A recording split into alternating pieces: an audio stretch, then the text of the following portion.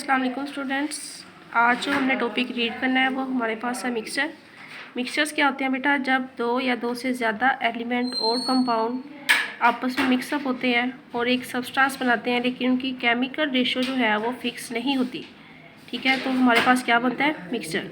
तो last time जो हमने टॉपिक रीड किया था वो हमारे पास कंपाउंड था, वो भी मैं एक बार रिपीट कर देती हूँ। कंपाउंड क्या होता है? जब दो या दो से ज़्यादा एलिमेंट कंबाइन हो या हमारे पास कंपाउंड की फॉर्मेशन होती है और इनकी रेशो फिक्स होती है, जबकि मिक्सचर्स क्या होते हैं, इनमें केमिकली इनकी रेशो फिक्स नहीं होगी।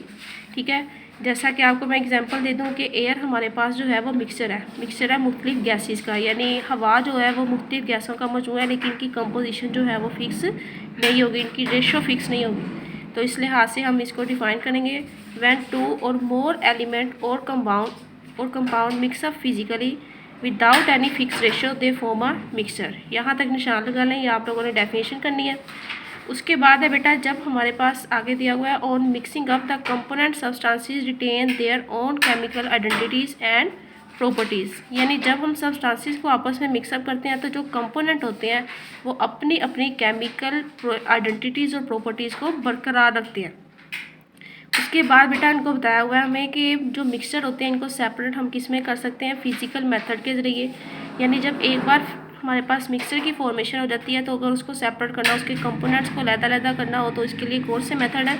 पहला मेथड है हमारे पास डिस्टिलेशन, दूसरा हमारे पास है फिल्ट्रेशन, उसके बाद तीसरा मेथड है एवेपोरेशन, और उसके बाद है क्रिस्टलाइजेशन और मैग्नेटाइजेशन। ये हमारे पास मेथड है जिसकी वजह से हम मिक्सचर को जो है वो अपने अपने कंपोनेंट में सेपरेट कर सकते हैं। ये सारे फिजिकल मेथड है, कोई भी ये केमिकल मेथड नहीं है, यानी फिजिकल तरीके से हम जो है मिक्सचर को अपने अपने कंपोनेंट में जो है वो सेपरेट कर सकते हैं।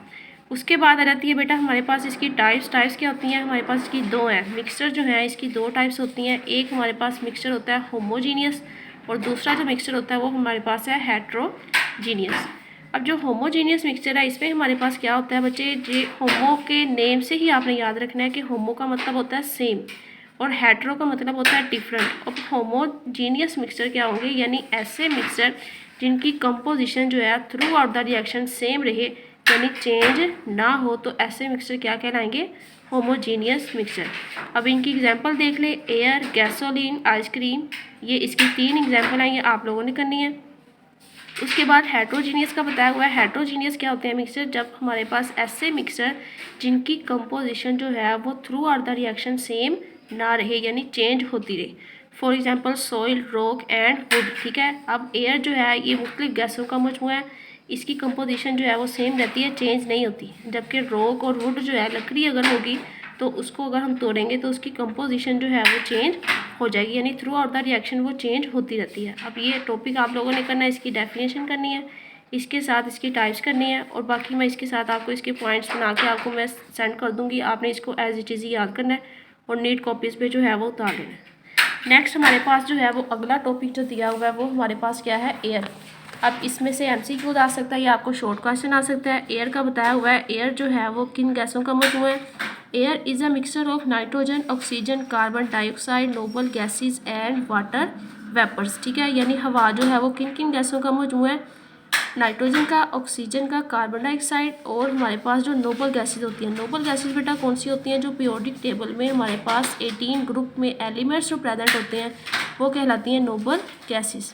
उसके बाद सॉइल का बताया हुआ है। सॉइल किस टाइप का मिक्सचर होता है हमारे पास? इसमें सैंड भी होती है, क्ले भी है, मिनरल साल्ट्स हैं, वाटर है एंड एयर, ये सारे पार्टिकल्स जो है इसमें मौजूद होते हैं। नेक्स्ट जो है वो मिल्क का बताया हुआ है। Milk is a mixture of water, sugar, fat, proteins, mineral salts and vitamins, यानी मिल्क के अंदर ये सारे हमारे पास कंपोनेंट जो है वो प्रेजेंट होते हैं। नेक्स्ट जो है बेटा बताया हुआ है ब्रास का। ब्रास क्या होता है? It is a mixture of copper and zinc metal, यानी कॉपर मेटल और जिंक मेटल जब आपस में कंबाइन हो, इनका मिक्सचर जो है वो उसके मिलने से हमारे पास ब्रास की फॉर्मेशन होती है।